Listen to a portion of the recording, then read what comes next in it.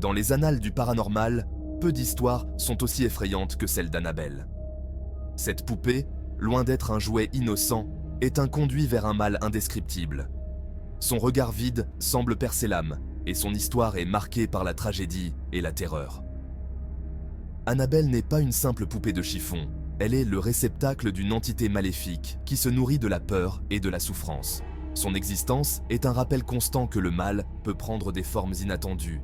L'histoire d'Annabelle commence dans les années 70, mais son emprise sur l'imaginaire collectif ne s'est jamais estompée.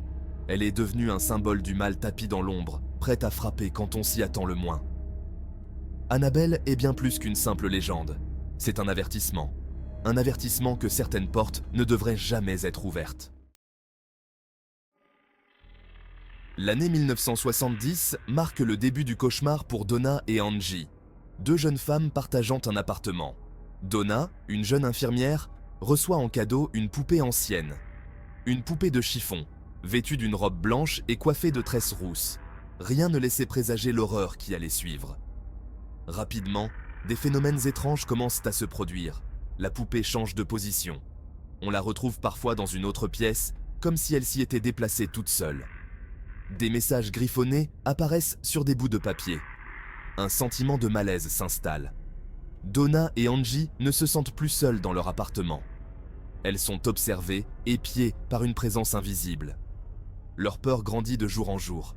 Les événements deviennent de plus en plus terrifiants. La poupée semble prendre vie, devenir l'épicentre d'une activité paranormale intense. Donna et Angie savent qu'elles ont besoin d'aide. Désespérées, Donna et Angie font appel à Ed et Lorraine Warren, des enquêteurs paranormaux réputés. Les Warren, confrontés à d'innombrables cas terrifiants au cours de leur carrière, comprennent rapidement la gravité de la situation. L'entité qui hante la poupée n'est pas un esprit errant. C'est une force démoniaque puissante qui cherche à posséder un être humain. La poupée n'est qu'un réceptacle, un moyen pour le mal de s'ancrer dans le monde réel.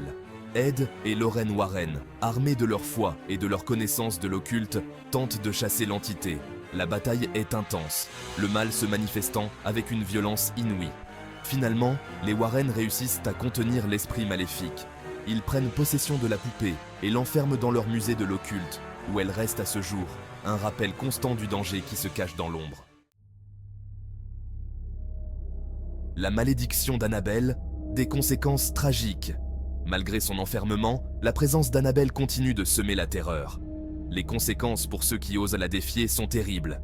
Des accidents tragiques, des maladies inexpliquées, et même la mort ont frappé ceux qui ont manqué de respect à la poupée. Un musée, un lieu de savoir et de découverte, est devenu une prison. Une prison pour une entité maléfique dont le pouvoir défie la compréhension humaine. Le musée des Warren, rempli d'objets occultes, est un lieu où la frontière entre le réel et le surnaturel est terriblement mince. L'histoire d'Annabelle nous rappelle que la curiosité peut être fatale. Le mal existe, tapi dans l'ombre, attendant patiemment l'occasion de frapper.